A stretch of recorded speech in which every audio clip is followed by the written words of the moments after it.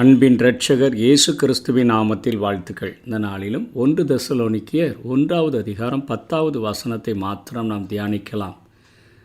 அவர் மரித்தோரிலிருந்து எழுப்பினவரும் இனிவரும் கோபாக்கினின்று நம்மை நீங்களாக்கி ரட்சிக்கிறவருமாயிருக்கிற அவருடைய குமாரனாகிய இயேசு பரலோகத்திலிருந்து வருவதை நீங்கள் எதிர்பார்த்து கொண்டிருக்கிறதையும் அறிவிக்கிறார்களே. விசுவாசிகளின் காத்திருப்பு என்கிற தலைப்பின் கீழாக இந்த செய்தியை நாம் கற்றுக்கொள்ள முடியும். விசுவாசிகள் வெறும் காலத்துக்குரியவர்கள் அல்ல, அவர்களுக்கு ஒரு எதிர்பார்ப்பு உண்டு என்பதை இந்த வசனத்திலிருந்து நாம் தெரிந்து கொள்ள முடியும். காத்து தவிக்கும் அனுபவம் உண்டு. இவை அனைத்தும் ஒரு நபரின் வருகையுடன் தொடர்புடைய நிகழ்ச்சியாக காணப்படுகிறது. அவர் யார் என்று சொன்னால் சபையின் மணவாளனாகிய கிறிஸ்துவே. அவர்தான் விசுவாசிகளினால் மிகவும் எதிர்பார்த்து காத்து கொண்டிருக்கக்கூடியவராக இருக்கிறார்.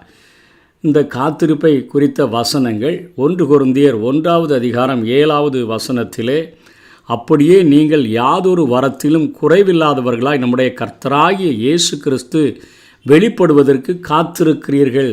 நம்முடைய கர்த்தராகிய இயேசு கிறிஸ்து வெளிப்பட காத்திருக்கிறீர்கள் என்று கொரிந்து சபைக்கு பவுல் எழுதுகிறார். இங்கே இந்த 1 தெசலோனிக்கேயர் 1:10 இயேசு பரலோகத்திலிருந்து வருவதை எதிர்பார்த்து காத்து கொண்டிருக்கிறதை குறித்து பேசுகிறார்.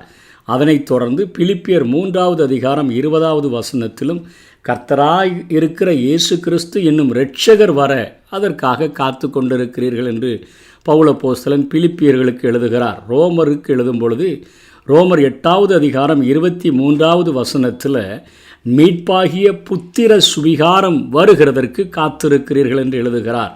கலாத்தியர் 5:5 நீதி கிடைக்கும் என்று ஆவியை கொண்டு நம்பிக்கையோடு காத்திருக்கிற காரியங்களை விசுவாசிகளின் காத்திருப்பு பட்டியலிலே பவுல் அப்போஸ்தலன் எழுதுகிறார். அதை தொடர்ந்து ரோமர் 8:25 அதே போல் 2 கொரிந்தியர் 4வது அதிகாரம் 18வது வசனத்திலும் காணாததை நம்பி பொறுமையோடே காத்திருக்கக்கூடிய காரியங்களை குறித்து எழுதுகிறதை பார்க்கிறோம்.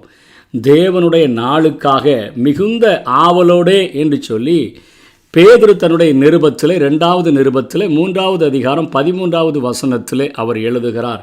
மணவாளனுக்காக இந்த காத்திருப்புக்கான மிகவும் உதவி செய்கிறவர் பரிசுத்த ஆவியானவர் என்று கலாத்தியர் 5:5 பவுல் அப்போஸ்தலன் நமக்கு குறிப்பிட்டு சொல்லுகிறதை பார்க்கிறோம்.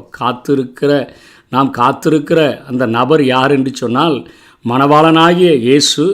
அந்த காத்திருப்பை நமக்கு அந்த காத்திருப்பின் மத்தியிலே மிகுந்த உதவியை செய்கிறவர் பரிசுத்த ஆவியானவர். நாங்களோ நீதி கிடைக்கும் என்று ஆவியை கொண்டு விசுவாசத்தினால் நம்பிக்கையோடு காத்திருக்கிறோம் என்று எழுதியிருக்கிறதை பார்க்கிறோம்.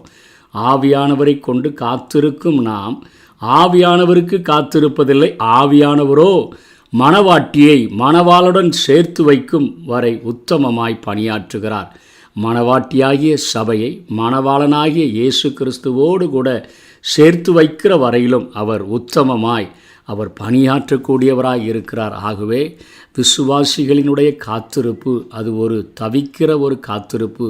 நம்முடைய இரட்சகராகிய இயேசு கிறிஸ்து மத்திய ஆகாயத்தில் வெளிப்பட்டு அவர் நம்மை மணவாட்டியாகிய சபையை தன்னோடு கூட சேர்த்து கொள்ளுகிற நாளுக்காக ஒவ்வொரு விசுவாசியும் காத்திருக்கிறார்கள் என்கிற காரியத்தை வேதத்திலிருந்து நாம் கற்றுக்கொள்ள முடியும். நாமும் அப்படிப்பட்ட ஒரு காத்திருக்கக்கூடிய விசுவாசிகளாக இருப்போம். கர்த்தர் தாமே நம்மை ஆசீர்வதிப்பாராக.